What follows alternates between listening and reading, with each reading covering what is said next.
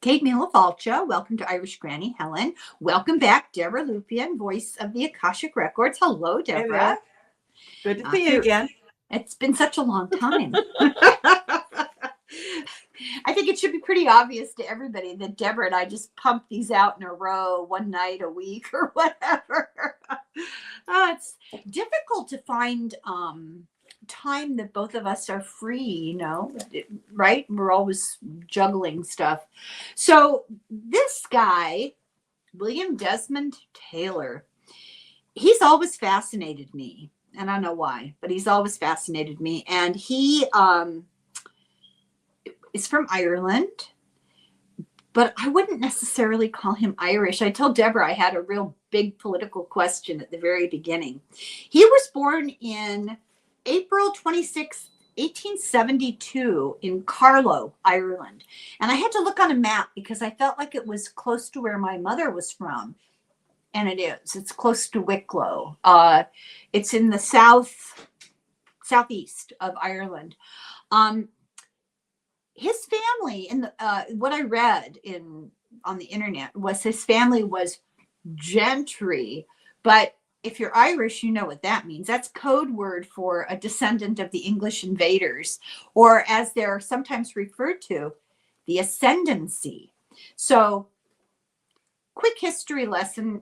The English came over, took over, kicked the Irish off their land, oppressed them, made basically feudal slaves out of them, and built these big, gigantic mansions like you see in what I thought until recently was called Downtown Abbey. But you see these big old buildings, those big old estates with the fancy gardens and the driveway that comes up, that's all very English. And if you see that in Ireland, 100%, it was built by the descendants of these English invaders. And the Irish people lived in huts, grass-roofed, mud-walled huts, because they weren't allowed anything else. And they didn't really last. You don't see a lot of architectural heritage much in Ireland. But anyway, he was one of them. And so my first question for him is, how would he describe what I just described? How would he describe that to somebody who didn't know the history? Okay, so William Desmond Taylor. Can you describe for us the situation where your family home was in Ireland, the environment? The class conflict.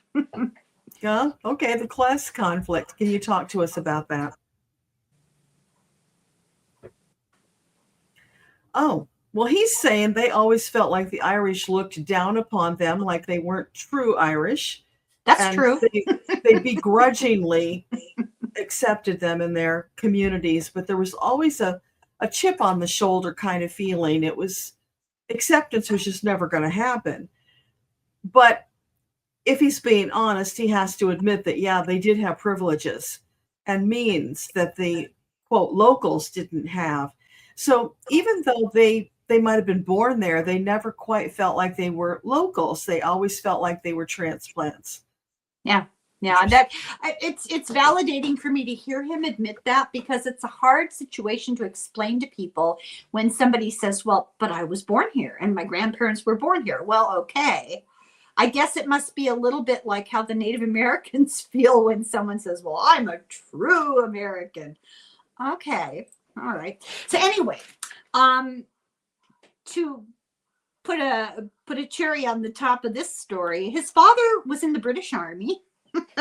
He was in the King's Royal Rifle Corps and was a bit of a tyrant.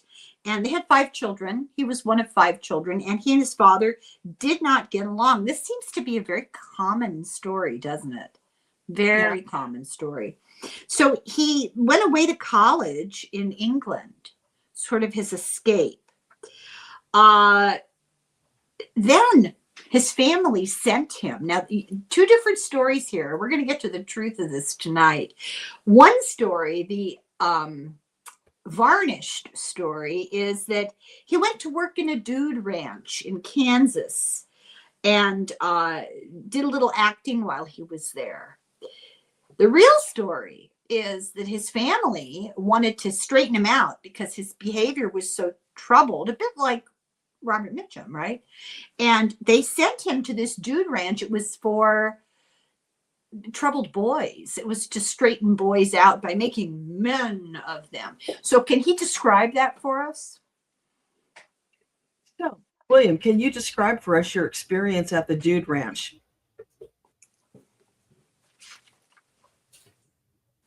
He doesn't like to think about it because it was a really unpleasant time. The locals treated them like outsiders. They had a chip on their shoulder. So you got to ask yourself, William, if you keep finding that pattern, is it them or you, right? So he felt out of place and uncomfortable. It was culture shock. If you can imagine being uprooted from a home you've known in another country and all of a sudden being plopped into this pedestrian way of life that he felt was beneath him because he had been accustomed to more refined ways of living. His roots are showing. Yeah. It was a total mismatch. He just did not feel like he belonged there. You know, he made a modicum effort, but truly he didn't really try all that hard. He did feel he was better than them. And is he confirming that he was sent there to straighten him out? So can you confirm you were sent there because you were a bad boy? Yeah, his father thought that he needed to get some calluses on his hands and see what real life was like so that he would be prepared and have more respect for other people as he became an adult. It just seems like such a crazy way to do it, right? Well, can you imagine ending up in a place like that when you didn't want to be? Oh my God, it'd be terrible. Well, yeah, we have a very famous person now who was kind of a privileged child and just got shipped off to military school, right? The story is he flourished in military school because he got to dominate people. I know. But not because it was planned that way. No, but it kind of appealed to the whole psychopath in him. But okay, anyway. He ended up in New York. Just, he left, he got a little older. He ended up in New York and he met a woman. He got married. They had a daughter. And one day, 23rd of October, almost an anniversary, 1908, he left the house and just never came back. He disappeared. Why? So, William, can you explain to us, why did you desert your family?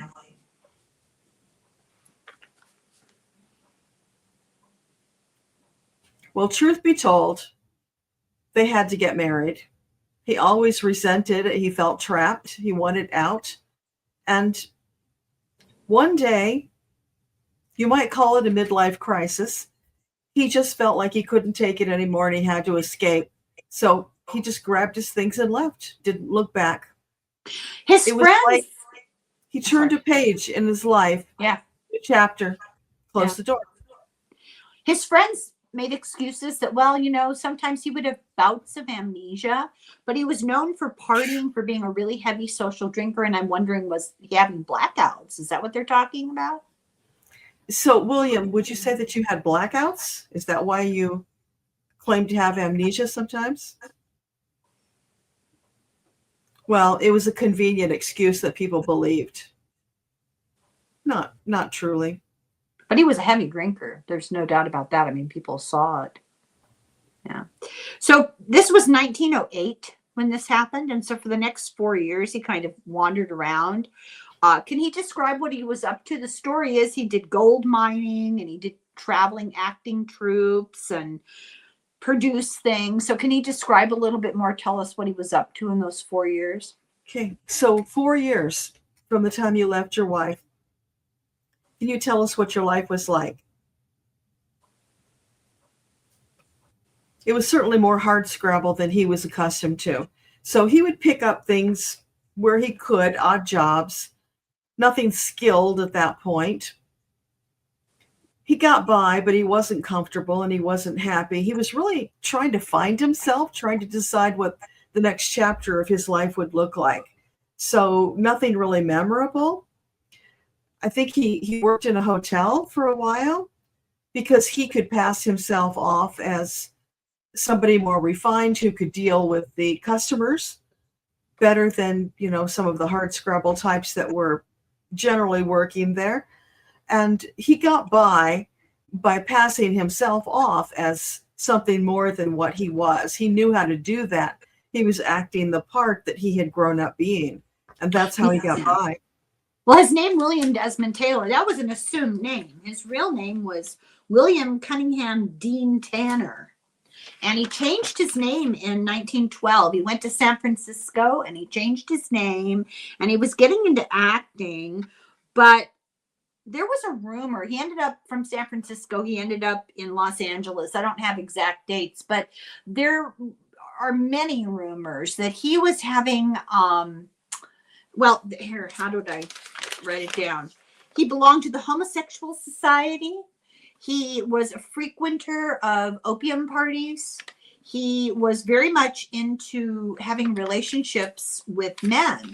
And that's how he ended up Hollywood, because he gravitated towards that culture more than anything else, the town itself. So is that true? Because like I said, this is rumor, and it's not, I'm not asking to judge, but we're just trying to set the record straight. Was he really into opium? Seems weird. Okay, so William, were you really into opium? It was a rough period in my life, so yes, I did use opium. It helped me to cope. Okay, and what else are we asking? Was he gay? Oh, sorry. Or bi, because he married and had a child. Yeah. So, William, the rumor is that you were into men. Is that true? Yeah, it's true that he did enjoy the company of men, but he also did enjoy the company of women, just not quite as much. Yeah. So there's a preference.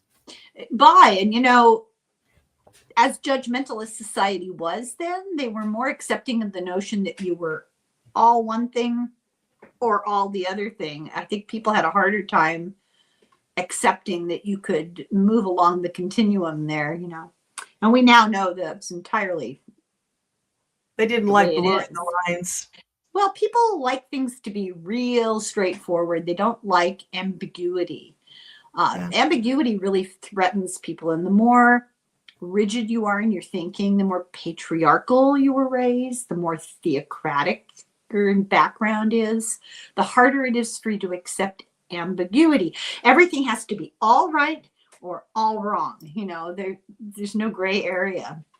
Let's see. So he started making movies and he got married again. And this cracked me up because God love her, his poor second wife said this about him.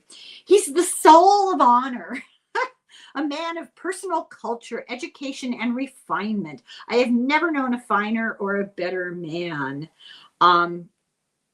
She drank the Kool-Aid because it was all a big act. He put on this sort of British aristocratic Lord of the Manor act. And you can see when you look at his pictures, that's exactly what he looks like. It's hilarious.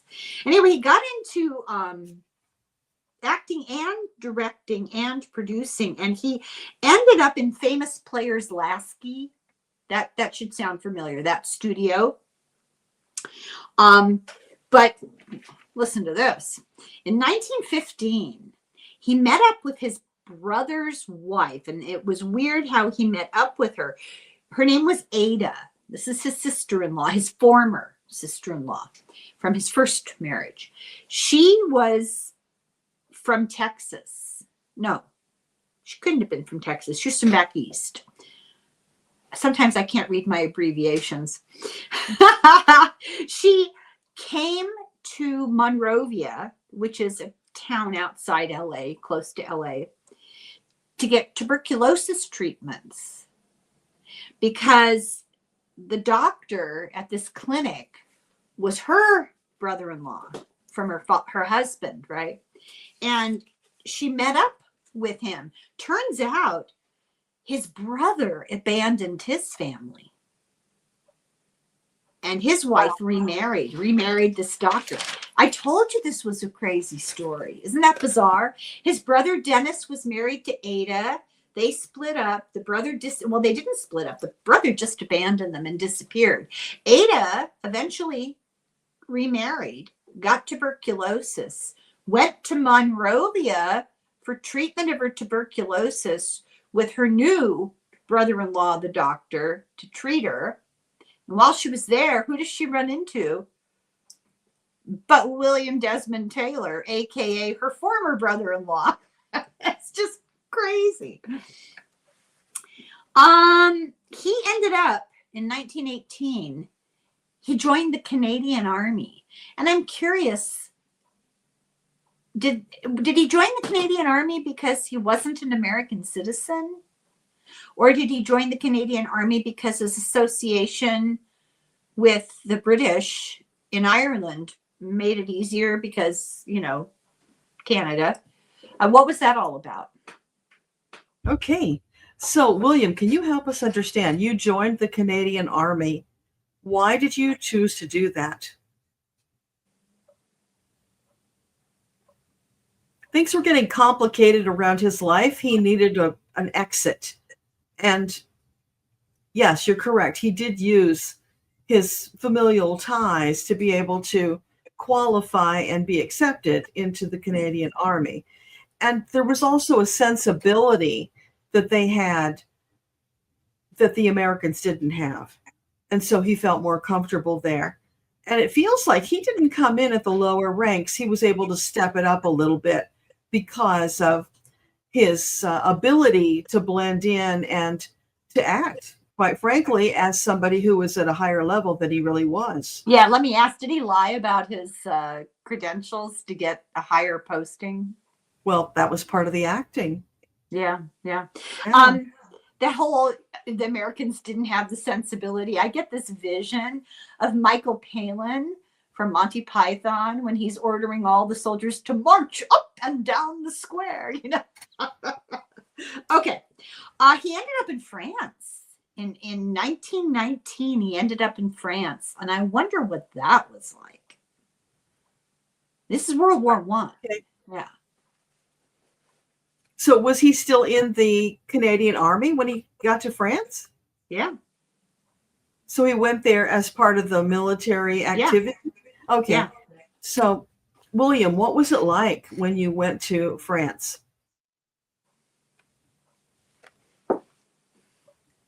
It was a whole different world. The patterns and structures that I had created to get by didn't work in France. They saw through me. They didn't buy my act. So I had to change things up. I had to come up with a new approach to blend in. And that was a challenge, but in the long run, it became a great blessing because unbeknownst to me, through these years of acting and fitting in, I was crafting this new persona for myself that stood me in good stead as I moved forward into my career in the movies. So all along, I was creating that platform for myself, but it was just by happenstance. Wow. I can't believe it. You and I are going to have to talk about this at some later date because I don't want to be offensive. What I meant was, what were conditions like for the people of France at the very end of World War I? And what do I get? I get the con artist story. Oh my God. Are we talking narcissist here or what? It's all about. I'm glad you saw it too. I have the chills. Yeah. You saw it. Yeah. I could not believe that answer. Oh my God. Okay. He went back to Hollywood and he started directing rather than acting. He had a flair for it. And the persona, people fell for all that British nonsense. And he worked with all the top stars, Mary Pickford, Wallace Reed, Mary Miles Minter, more about her in a minute. But I want to know about Wallace Reed. Wallace Reed was kind of an early science film hero action figure. You know, he did all his own stunt work. He was very handsome, and he played a romantic male lead that was real macho, you know. And he was making a movie, and he was very dangerous. He was doing the stunts, and he fell. He was injured and damaged his back. And whoever was making the movie would not let him stop, and damaged it even further. So by the time he got medical attention, it was like a chronic thing with pain. And they drugged him up to get him to finish the movie. And by the time the movie was over, he was addicted. And he went on to die of heroin addiction because they put him on morphine to finish the movie. Such a sad story. That's always been a story that stuck in my mind. I felt very sorry for him, because here's somebody who really, they didn't know what they knew that they were ignoring his well-being and drugging him up. I don't think they understood the difficulty of breaking that addiction once you were better. But he never got better because they permanently damaged his back by just hiding the pain and forcing him to do the work. Terrible thing. Okay, did Taylor read well? What did you think of him? So, William, did you know Reed well, and what was your opinion of him? He was a fine chap. I respected him. It was a darn shame what happened to him, but it's a dog-eat-dog world out there. You've got to take care of your own. And he wasn't savvy enough to stand up for himself. He allowed them, because he was afraid of losing his job and his career. He allowed them to force him into those questionable means, and he paid for it. He feels sad about it. That's interesting. I wouldn't think he'd be capable of that, but there's a deep sadness about it. So they must have been close friends. Oh. Oh, okay. Then this interesting little thing happened. His first wife and daughter went to the movies and saw him in the movie. Okay. I think it went something like this. The daughter looked at him and, that's my daddy. So how did he explain, they found him, how did he explain to them what he'd been up to? Okay, so William, when you were caught by your first wife and daughter, how did you explain to them what happened to you? Oh, he used the amnesia story. He played it like it was an Academy Award performance and sold it to them. They believed him. He actually did the right thing, though. In a sense, he went to New York and he wrote out a will, and he made his daughter his heir. So he did take responsibility to a certain extent. But it was financial responsibility, not emotional, because then he went back to Hollywood. So how did he explain wife number one to wife number two? So, William, how did you explain to your second wife about your first wife? He told her the same story. He had this act down pat about, I'm, what's the word? He's gobsmacked because he had no idea. It was totally gone. He had amnesia. He would never have married her if he had known. And he was good. He persuaded her. Okay, I'm confused here. This didn't occur to me to research this. When he died, he wasn't living with his wife, I don't think. Did they get divorced? I didn't see that written down anywhere. So, William, did you divorce your second wife? Didn't have to. He never divorced the first one. They weren't legally married. Where was she? Where they weren't living together? So you weren't living with her at that time? No, at that time they had split up. He had moved on in his life, and he had other opportunities. There were a lot of women available to him. So She The had very, such a high, she had a high opinion of him. I mean, I read you that quotation. It blew my mind. yeah. So I was explaining to Deborah that there are these, I don't know, little neighborhoods, developments, I guess, 1920s developments all over California. They're really cute. I don't know how they are now, but when I was a child, they weren't all that old. You know, they were about 30 years old. And I always found them very appealing. So they were called courts. And what they were houses built in a horseshoe shape around an open green park area that everybody shared communally. And the houses, not always, but usually were kind of that Moorish Spanish style stucco and red tile. And some were big, some were little. It just depended on the size of the court.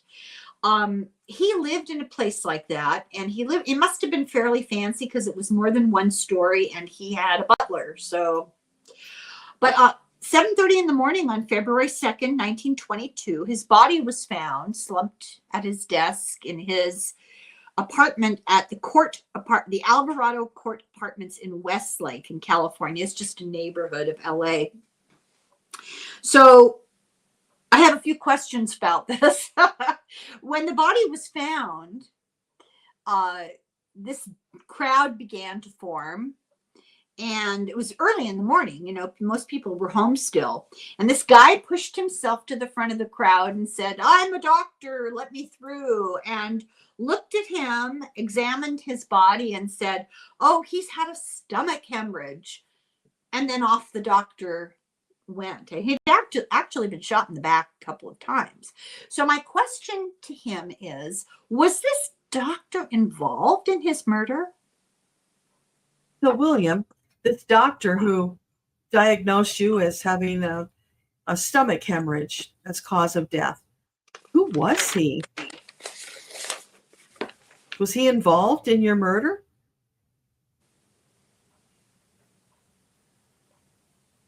He was from the studio. He was an actor. And they needed to buy some time because the studio was concerned about certain information that might come to light that they'd rather not. So they needed somebody to provide cover to give them that space to get at the information. So that's what that was all about. And he disappeared, so nobody got to question him. So the truth is that his body was found earlier, and we won't get into who did it yet because we have a list of people, you know, to look at. But his body must have been found earlier than the public in the area were told about it. You know, the alarm was put out. Not saying who did it, but when was he shot? So, William, can you tell us what time you were shot? We know it was before 7:30. Is that AM or PM? The night before or that morning? Oh, okay. So was it an AM time? Yeah, it was AM. Okay. So it was around dawn. So between 4:30 and 5 a.m. Oh, that's the answer. Okay, sorry. Who found him? So can you tell us who found the body? It was the butler because he heard the shot and he came running downstairs. Okay. And so we say that the butler called the studio. Yeah, and the studio showed up and took away all sorts of stuff. For example, and correct me if I'm wrong here, let's back up. We'll get to it. I've got a list and I want to do them in order because the order kind of matters. So he had another butler. The other butler's name was Edward Sands, and Sands was his valet. That's butler, you know, valet and cook until 7 months before Taylor died. And what happened was Taylor went to Europe in the summer. And while he was gone, the butler he forged a check and stole money, and he crashed Taylor's car without permission to drive it. And then he took off and disappeared. So Taylor comes back and he finds what I thought this was really weird. He found the butlers, the valets, footprints all over his bed, like he in shoes, like he walked all over his bed, very much like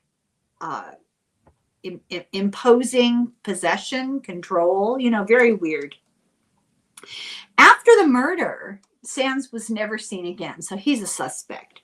Then there's the valet butler of the time, the one that was upstairs that found the body. This is Henry Peavy, was his name. He replaced the criminal butler, Sands.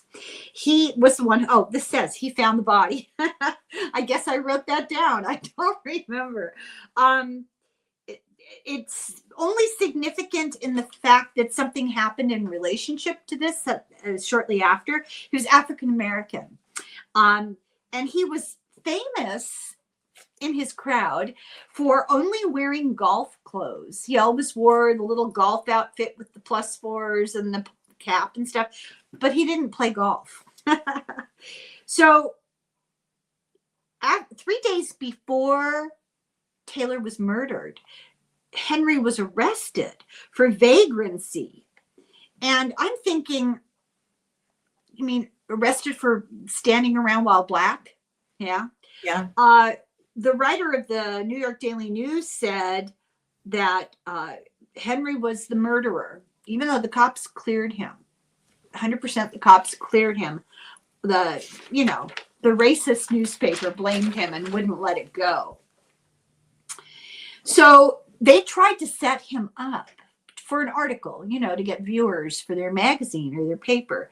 So they staged this trap where they invited him somewhere and somebody dressed up like a ghost and claimed to be the ghost of William Desmond Taylor and scare him because, he's African American and they scare easier. There's just all this racist, awful stuff going on. But he showed up and they jumped out in a sheet to scare him. He just laughed at them. And then he started cursing at them and then he left. But he came to a really sad end. In 1931, he died of dementia caused by tertiary syphilis. Oh. Went to his brain. I took care of somebody. I took care of somebody once in the hospital with tertiary syphilis. And you can get it at birth. That's what happened to this young man.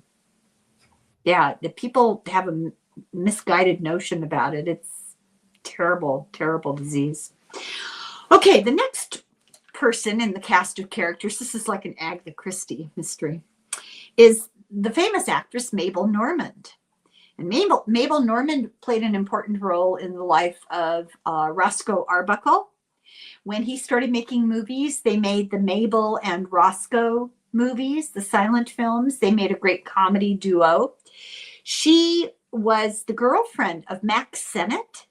Mack Sennett was the very eccentric guy who started the Keystone Cops. Roscoe Arbuckle started out as a Keystone Cop and then filled in for somebody to act with Mabel because whoever she usually acted with pooped out on her for whatever reason. I don't remember. And they hit it off. They had a lot of chemistry on screen and they were very, very, very, very popular. But she worked with him. She worked with Chaplin. And William Desmond Taylor loved her, loved her. Mm-hmm. And they were very close. And she would they talked books all the time. They were really into books. But she asked him to help her break her cocaine addiction.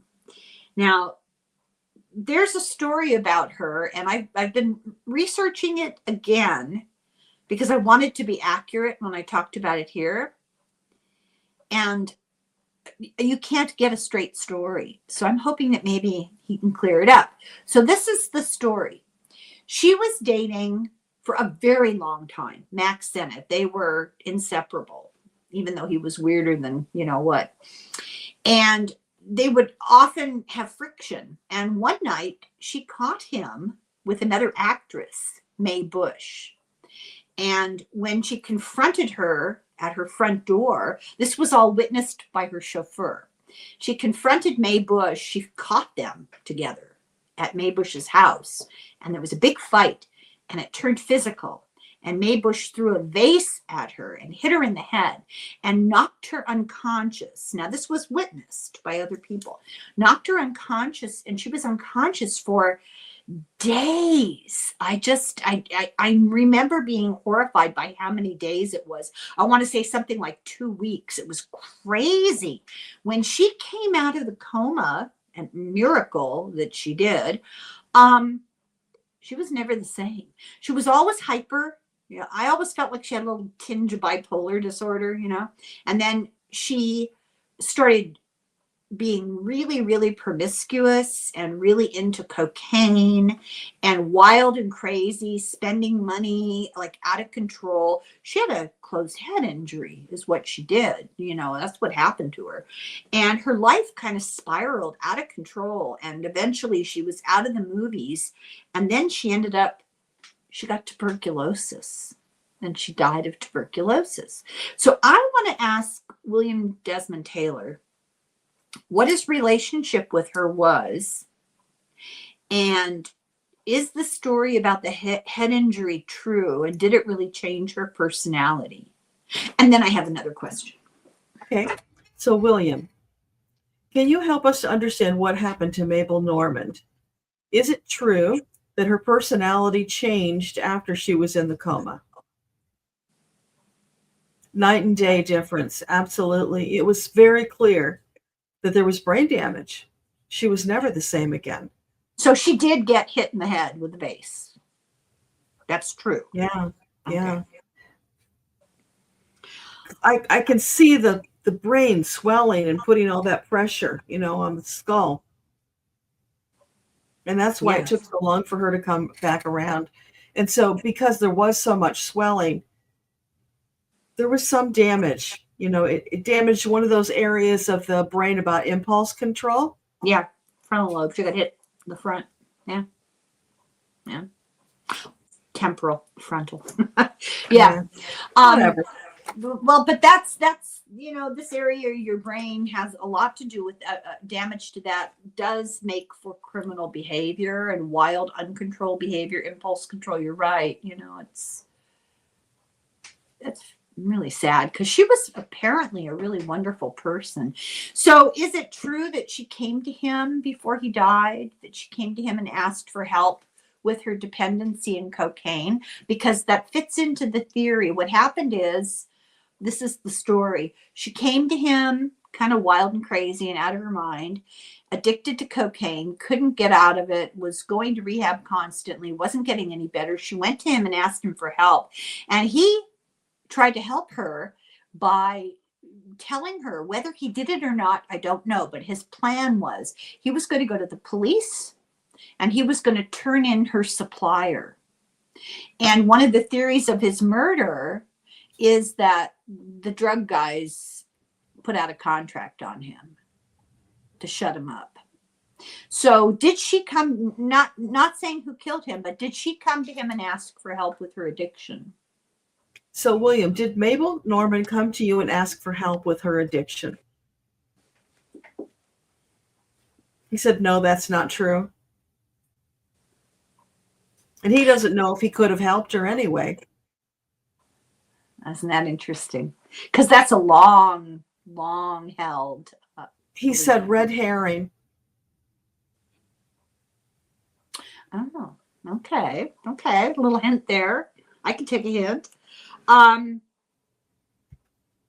So they actually put her through hell in the police department, but they cleared her.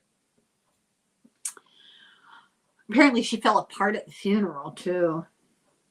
So she eventually died. Her last words were, do you think they'll ever figure out who killed Bill Taylor? She was thinking of him to the very end. That's very sad. But now the star of the show, the one that people suspect either she or her mother were responsible, was child star Lindsay Lohan of her day, Mary Miles Mittner. And I'm sure you've seen the old movies. Mary Pickford did this quite a bit as an adult, tried to look like a child, but you've seen the silent films with little girls with the sausage curls and the frilly dresses. That was Mary Miles Minter. And she had the stage mother of all hellish stage mothers from hell. It was horrible. And she was this perfect little child star, perfect little teen idol.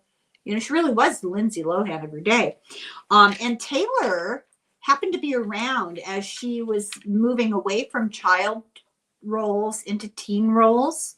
And he guided her career. She was only 3 years older than his daughter. And she had no father.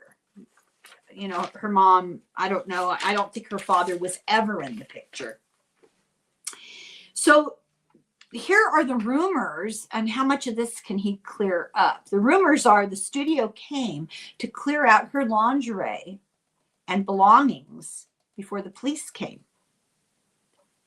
2 + 2, right? The stories are that they found love letters from her to him. So some people believe that they were having a relationship, an inappropriate relationship, which was not that inappropriate in those days. Some people believe that she had the hots for him and he held her at arm's length. And that was a problem that led to problems. So she was 17 and he was 47 when all this nonsense started. So what was the nature of their relationship? Okay, so William, can you tell us what was the relationship with Mary Minter? That was it, Mary? Mary Miles Minter. Okay, so Mary Miles Minter. What was the relationship you had? Was there an inappropriate physical relationship between the two of you? Yes. She threw herself at him, and he wasn't one to ignore such opportunities. So he enjoyed it. Yeah, it was her fault. Oh my God. He told everybody he was too old for her and that she just had a crush on him, that the love was unrequited. This is what he told everybody. King Vidor, you know, the director, the famous director, he knew all these people really well. And later on, he said, oh no, Taylor told me there was nothing going on. But they did find these letters. There was a huge to-do about it in Hollywood because there was the Roscoe Arbuckle thing. There was William Desmond Taylor, Wallace Reed dying of a drug overdose. And there were some others, you know, that Hollywood was like a den of sin and iniquity. And, you know, it eventually ended up to the motion picture morality police. Remember that? So anyway, that's the story of Mary Miles Minter. And then there's her mother, another separate consideration. Her name was Charlotte Shelby, and she's described as by everybody as a nightmare, a stage mother, manipulative, greedy, a liar. She and Minter had been in legal disputes with each other. Like her daughter's a teenager and she and her daughter are suing each other for her daughter's income. They had just reconciled before he died. And the cops took her in right away for questioning. And they said that her first answers to them were evasive and full of lies. She said she owned a gun with the unusual bullets that killed him, but she never would have used it. And she threw it in the bayou in Louisiana. Anyway, she had another daughter besides the not pretty, not famous star daughter, the failure daughter. And she was an alcoholic and had depression, and she accused her mother of killing him. When she died, she left the country to avoid prosecution and didn't come back for years and years until she had like waited out 2 different DAs. She came back, and 20 years later, they reopened the case and they just said, look, we just don't have enough evidence, but keep the files open. This is not a closed file. It's a cold file, but it's not closed. She died. I think this is very telling. She died in 1957. So her daughter would have been around her mid 50s, her mid to late 50s. The year she died, Mary got married. I think that says volumes about something. I'm not exactly sure which. And then the DA who was involved in the final investigation, who was told, sorry, not enough evidence, he took himself out. I think that's interesting too. And we're going to ask questions about this, but we have to look at these people. So to set up the scenario, Margaret Gibson, who worked with him, she was into sex work and opium dealing. She changed her name. She was in jail, in and out of jail, charges dropped, charges charged again. She confessed to his murder in 1964. So now we have the questions. What happened the day you died?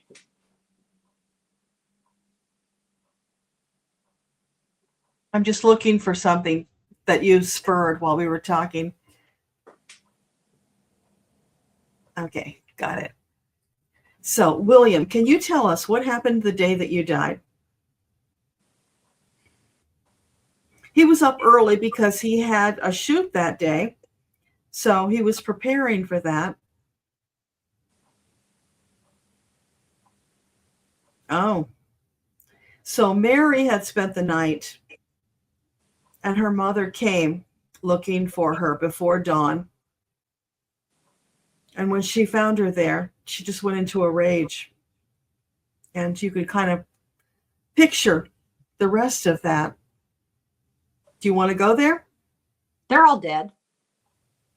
Everybody involved is dead. Yeah. What she was saying to me while you were telling the story, that's what I was looking for. She was singing the song from the musical Chicago. Who? The mother? The mother. He had it coming. He had it coming. Okay, so the DA was right. Yeah. Did he know who shot him? Like when it happened? Did he realize? Well, he knew she was there, and when he felt the shot in his back, he believed it was her that did it. He died pretty quickly. So, did you die quickly? Yeah. Yeah. Didn't take very long. He went down and then he blacked out. Yeah, it was pretty quick. How does he feel about the fact that she got away with it? He's amused. After the life he lived, in some ways, he likes that he went out in such a dramatic way and that people still talk about him. It feeds into that whole narcissistic thing. He didn't have a boring death. It was a big splash. People talked about him for a long time. The fact that it's a mystery and kept people guessing, he loves it. He loves the drama. My God. Well, I don't know what to say. I really don't know what to say. Yeah. It's not often I'm at a loss for words. He was just a really weird dude. He compartmentalized things very well. How many times have we seen that since we've started doing this? Yeah. This is a conversation I have frequently with close friends because, people like to tell me, don't worry about what's going on in the world. There's nothing you can do about it. Don't worry about it. I am incapable of compartmentalizing like that. I don't know about you. And it's not that I sit up all night like the Nine of Swords, wringing my hands and weeping into my bed. It's not like that. But it's, as long as there's stuff like this happening, the energy of it is unavoidable. Right? And I can compartmentalize because I come from Alpha Centauri, and they did that very well. But you coming from Vega, you're like all in on everything. It doesn't work. It's incongruent. That's why. I have always believed that if one person in the world suffers, we all suffer. You can intellectualize your way out of that as much as you want, and yet that is a truism. And it's because we're all connected, and it's not just la la land. Physics tells us that we are all connected. Einstein talked about it. You can affect two particles as far apart as they could possibly be. You do something to one, the other reacts. To me, that's all the proof I need, because you can feel it. I can feel it. We're all connected. And I'm mystified by people like him. Brings me back to my favorite one to complain about. You know who I'm going to say? Yeah. Good old Lucky Lindy. Yeah. That same kind of attitude. Yeah. Well, there's a slight difference. I can compartmentalize intellectually because I can't allow something else to impact me negatively so that I can't do my purpose. I could go the other way. I could let it make me crazy and then I wouldn't be effective, but I'm able to box it up, put it away, and let it go, not focus on it, because there's another priority. So it's worked very well for me in my work that I'm doing, but I totally believe we're all connected. I know you do. Can't do it all. You just have a different sort of purpose. I'm thinking that my job is to be that squeaky wheel. That's my job. It's just constantly remind people, hey, don't kid yourself. Pardon? You are a truth teller. You have to speak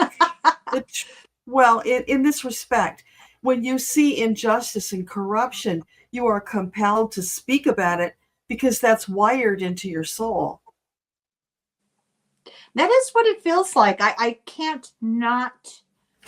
Yeah, I just can't. I can't not. And that's not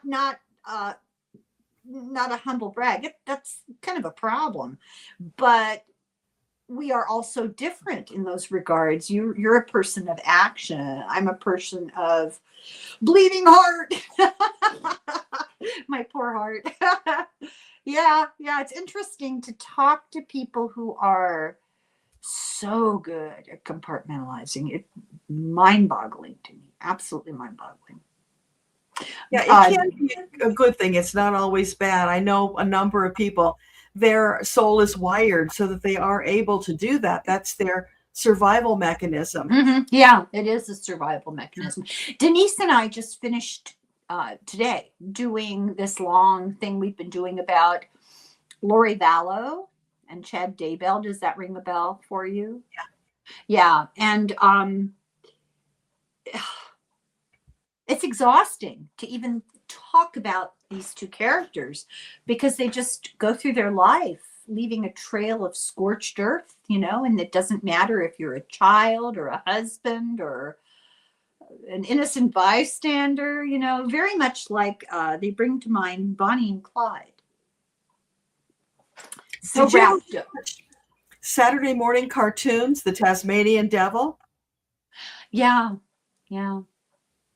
That's the energy.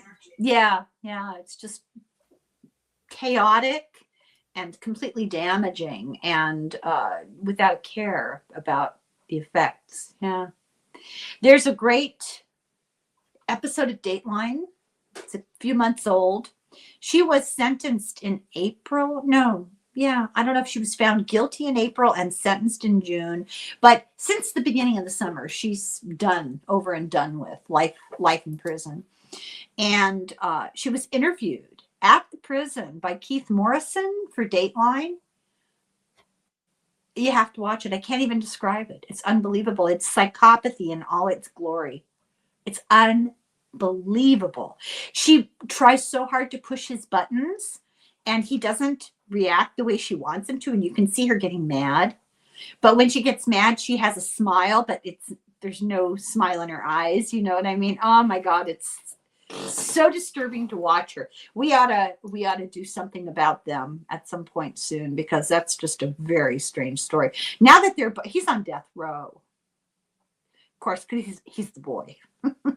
He's on death row. She's in prison for life, and her brother, who actually, I guess I can say this, they're all out of the picture.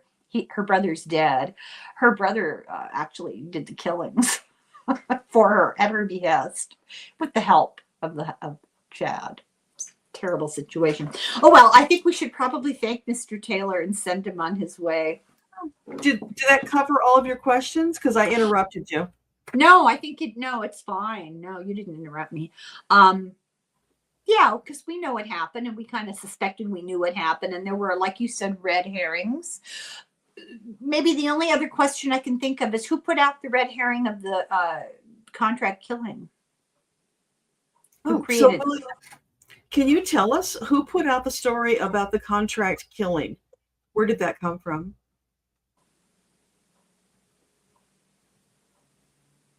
He's saying the butler did it, put out the story. He's being facetious, of course, but yeah. Really? You know what? I got the feeling, we got to ask this. I got the feeling that maybe there was something going on with the butler relationship. The first butler who disappeared, or the butler, the black guy? Well, maybe both, but at least one of them. There was something there that when we were talking, it just kind of flickered through. Yeah, ask. I mean, I don't know what to ask. I don't know. So, William, did you have an intimate relationship with your butler Sands? Oh, is that what you mean?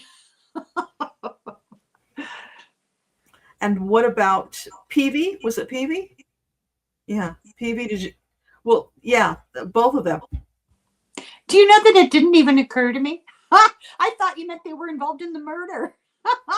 No, I just felt that energy when we were at that point of the story. I'm so not. You could pull the wool over my eyes so easily. I shouldn't say that. The guy who stomped all over the bed. Yeah, it was personal. Yeah. Yeah. You know what? Maybe I shouldn't say this. It's YouTube. But some of the reading I've done, teenagers will break into a house and they'll kind of ransack the house. They do one other thing, a very, very common thing to do, that it's marking their territory. And I'll put it as delicately as I can. They leave a little present. They'll squat on a bed and leave a little present. That really says a lot. When you get crime associated with that bodily function, you got real problems. Yeah. And on that happy note, thank him for us. Yeah, thank you, William. We appreciate it. Yeah, he was happy to talk. He loves to be remembered. I'm sure he does. Well, I think our work here is done, Deborah. Thank you so much. You've worked really hard, and I so appreciate it. It's been really interesting, and we have some ideas for more people to talk with. It's fascinating, isn't it? The list is endless. It's interesting. We're seeing so much more psychopathy now. So it begs the question, is there more now than there used to be?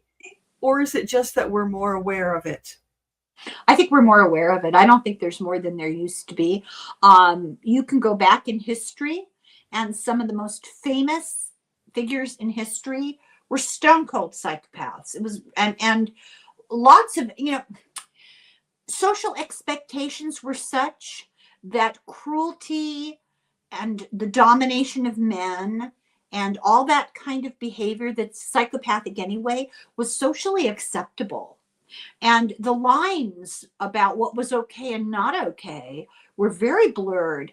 And that's very psychopathic too. So, Constantine, Nero, Genghis Khan, I don't know, I can't think, Tsar, what's his name? Alexander the First was a dreadful monster.